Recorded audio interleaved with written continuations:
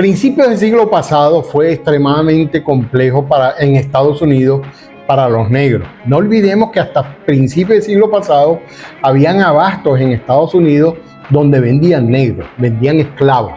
Y eran abastos especialmente para vender esclavos. O sea, pueden imaginarse esa escena, ¿no? El marido con la mujer blanca y los muchachitos sentados en la mesa desayunando y ella que le diga a él, llévame, me llevas ahora más tarde que necesito una negra joven y fuerte para que me venga a lavar. Y entonces él la llevaba para el abasto para que comprara una negra. Eso fue así hasta principios del siglo pasado en Estados Unidos, para los que no saben. Para los que no saben. Y esos abastos, bueno, terminaron no hace mucho. Se desarrolló, sobre todo en las márgenes del Mississippi, las canciones, la música de gospel. ¿Y qué era la música de gospel? Los coros de las iglesias, de los negros, porque el único escape que tenían los negros esclavos y los negros recién liberados, entre comillas, en Estados Unidos encontraban un alivio, una salida a sus frustraciones, encontraban la iglesia, se encontraban con la iglesia y con las alabanzas a Dios. No sé por qué, porque Dios al parecer no les estaba ayudando en nada, pero bueno, era lo que estaba ocurriendo. Y allí surgieron los grandes cantantes, porque sabemos que los negros son los grandes cantantes, tienen un feeling impresionante para la música, tienen un oído para el canto y una voz y un sentimiento y un tono, en fin, son impresionantes. En esa época, 1915, era Primera Guerra Mundial, porque la Primera Guerra Mundial fue de 1914 a 1918, era la Primera Guerra Mundial y nace una negra llamada Rosetta Tharpe. Rosetta Tharpe nace el 20 de marzo, es pisciana y muchos la consideran la madre del rock, dicen el padre del rock. Yo hice un video ya donde dije que el padre del rock era Chuck Berry, pero estaba Rosetta Tharpe, que era un músico natural, o sea, nació en música, hacía música con todo, era una mujer maravillosa y en las iglesias se convirtió en una cantante fenomenal y comenzó tocando guitarra y después piano, pero casi siempre guitarra, con el coro de gospel que cantaban esas canciones. Esos son coros maravillosos. Para el que no los conoce, búsquenlos en YouTube, que son una maravilla. Escuchar un coro de gospel es realmente un encuentro con la vida, digamos.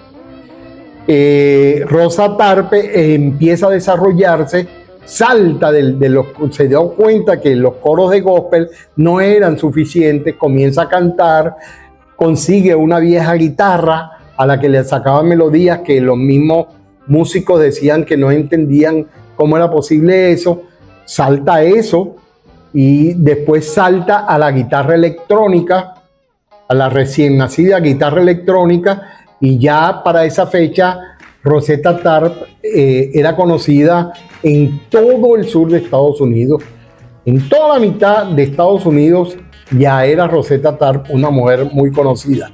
Fecha en la que estaba preso Chuck Berry, a quien expliqué que le había montado una trampa para que sencillamente no fuera el padre del rock, sino Elvis Presley. Rosetta Tharpe asume ese estrellato que había dejado vacante Chuck Berry por estar preso.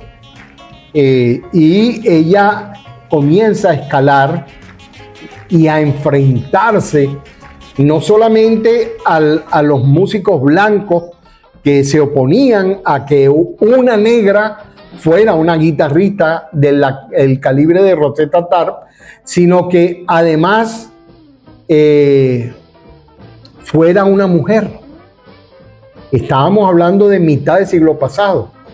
ser mujer y ser negra eran dos problemas graves que tenía que superar esta gran artista, esta gran creadora, que era Rosetta Tarp, porque grandes canciones o sus composiciones, era una gran compositora, sus composiciones no estaban, las copiaron todos los grandes músicos de la época, interpretaron sus grandes canciones. Rock Me, por ejemplo, o Didn't It Rain, porque no llueve, o no había llovido.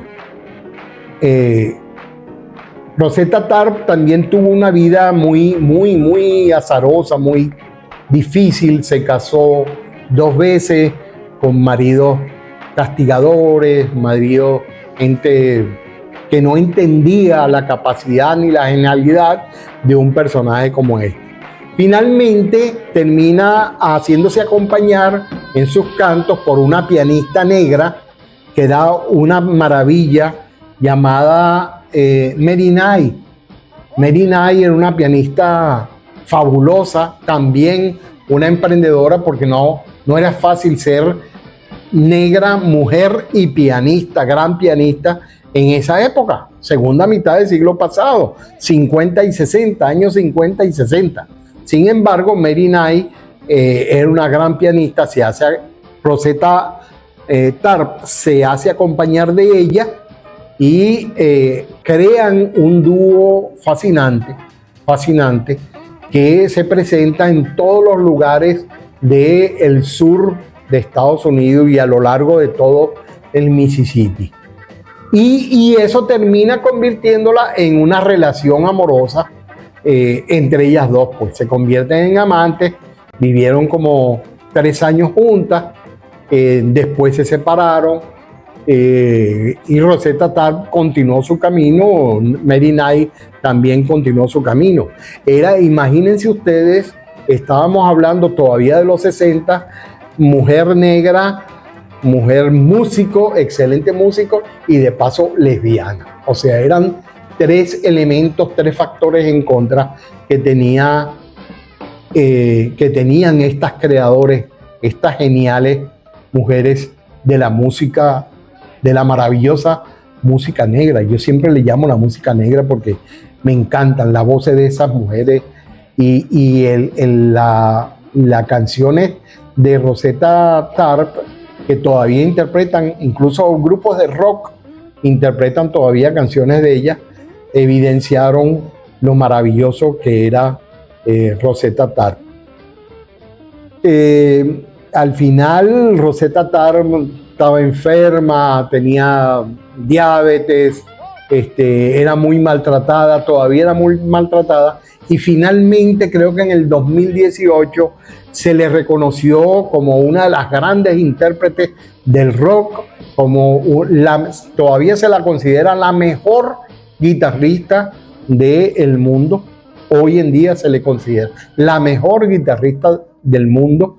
Era una guitarrista excepcional y era una cantante excepcional. Y tuvo un destino un tanto triste, diría yo, porque al final de cuentas pues murió más o menos sola y bueno, siempre tuvo amigos que la acompañaron y todo lo demás, pero no fue el final que en mi opinión debió tener un genio de ese tipo.